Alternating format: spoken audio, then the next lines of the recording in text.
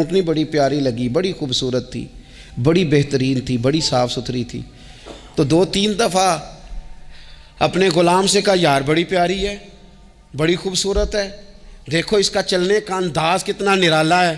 آج کل بھی ڈرائیور گاڑی چلاتے ہیں تو کہتے ہیں بڑی ہلکی پھلکی ہے جی، بریکیں بھی بڑی ٹھیک ہیں جی اس کی، فلاں معاملہ بھی اس کا بڑا صحیح ہے۔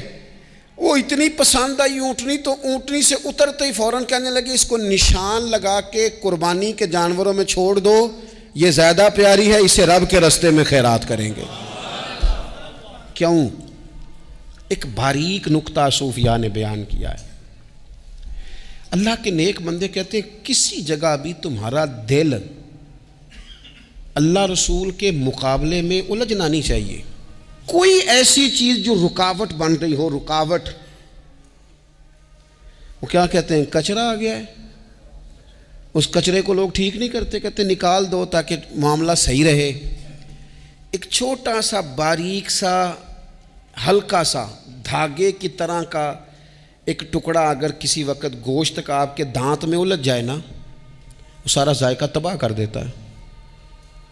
لوگ مختلف چیزیں لے کے خلال کرتے ہیں دانتوں کا تاکہ وہ نکل جائے، کیونکہ ذرا سی بھی چیز اگر کسی جگہ رکاوٹ بن جائے نا، آپ بڑا بہترین کھانا کھا رہے تھے، زبردست غذا آپ کھا رہے تھے، ایک صرف اس میں نا ہلکا سا دانہ ایسا ہے جو سخت تھا، کچرا آ گیا، روڑا آ گیا، تو وہ سارے کھانے کا ذائقہ تباہ کر دیتا ہے۔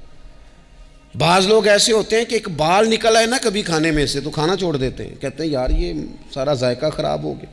ہمارے ساتھ یہ ہوا ہے، یہ تو ہے نا دنیاوی معاملات، اسی طرح کا مسئلہ روحانی زندگی میں ہوتا ہے۔ کئی دفعہ نا ہم ماننے کو تیار نہیں ہوتے، لیکن ہمارے اوپر دولت کی محبت پوری طرح سوار ہوتی ہے، وہ سجدے میں ذوق آنے نہیں دیتی۔ شہرت کی محبت پوری طرح سوار ہوتی ہے، وہ درود و سلام کا، ذکر کا، عبادت کا ذائقہ لگنے نہیں دیتی۔ وہ جو کہا تھا نا والذین آمنوا اشد حبا للہ، ایمان والے سب سے بڑھ کر اللہ سے پیار کرتے ہیں، سب سے بڑھ کر رسول اللہ صلی اللہ علیہ وسلم سے محبت کرتے ہیں۔ کیوں کہا گیا تھا؟ اس لیے کہ ان محبتوں کے مقابلے میں ذرا بھی کوئی اور محبت آتی ہے روحانی ذائقہ خراب کر دیتی ہے، ہمارا دل نہیں لگتا، ہم بور ہوتے ہیں، ہم پریشان ہوتے ہیں۔ مسئلہ یہ ہے کہ جس دل میں صرف رب رسول کو ہونا چاہیے تھا وہاں شہرت آ گئی ہے، شہرت کی محبت آ گئی ہے، دکھاوا آ گیا ہے، مال آ گیا ہے، کئی قسم کے ہم نے بت معاذ اللہ اکٹھے کر لیے، اور پھر وہ ساری کیف مستی آئے۔ یہ کیسے ہو سکتا ہے؟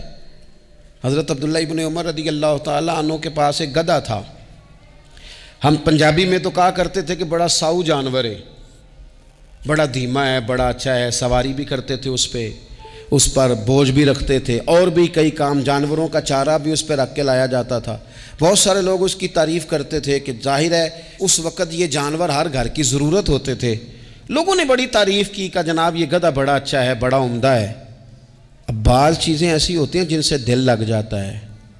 کچھ نوجوانوں نے گھروں میں بلی رکھی ہوتی ہے، گھوڑا رکھا ہوتا ہے، جانور رکھے ہوتے ہیں، ان کی پوری توجہ انہماک ہم دیکھتے تھے دیہاتوں میں کہ بزرگ اگر کہیں چلے جاتے تھے سفر پہ تو وہاں سے بھی پیغام بھیجتے تھے کہ گائے کو چارہ ڈالا کہ نہیں، بھینس کو نکالا کہ نہیں، تم نے باڑے سے دھوپ چھاؤں کا خیال کیا کہ نہیں، وہ چیز ذہن میں آ جاتی تھی۔ حضرت عبداللہ ابن عمر رضی اللہ تعالیٰ عنہ وہ گدھا چونکہ بڑا پیارا تھا، بڑا اچھا جانور تھا اور بڑے کام کرتا تھا، بہت سارے معاملات گھر کے اور کھیتی باڑی کے اس کے ذمے تھے، تو گھر والے بھی کہتے کہ اس جانور کی وجہ سے بڑی خیر ہے، بڑے کام ہو جاتے ہیں، آپ کا بھی خیال تھا۔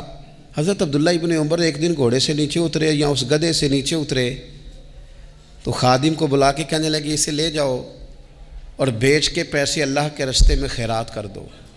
اب وہ خادم کا بھی اس سے دل لگ گیا تھا، جانور گھر میں ہوتا ہے دلچسپی ہو جاتی، کہنے لگا حضور وہ سارا محلہ تو اس کی تعریف کرتا ہے، سارے خاندان والے تو اس جانور سے دلچسپی رکھتے ہیں اور آپ بیچ رہے ہیں۔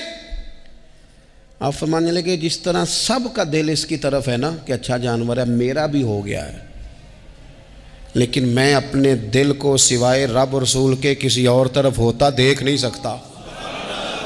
اعظم بلا سے اپنی وہ ہستی ہی کیوں نہ ہو، اعظم بلا سے اپنی وہ ہستی ہی کیوں نہ ہو، جو چیز اس کی راہ میں حائل ہو پھونک دو، جلا دو ایسی ساری چیزیں جو ان کے راستے میں آتی ہیں۔